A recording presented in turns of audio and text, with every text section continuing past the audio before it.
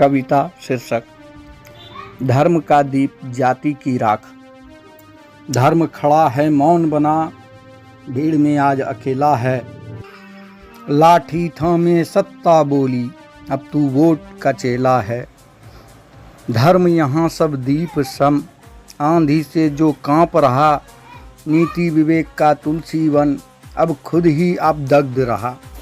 Vote का vote, बात की बात, भाषा बनी हथियार। राम नाम भी अब लगे जैसे दाल का प्रचार। शंख बजे पर गूंज नहीं, दीप जले पर ज्योति नहीं। राम के मंदिर में मेला है, मन में कोई प्रीति नहीं। राम कहीं अब नाम नहीं, राम तो अब काम बने।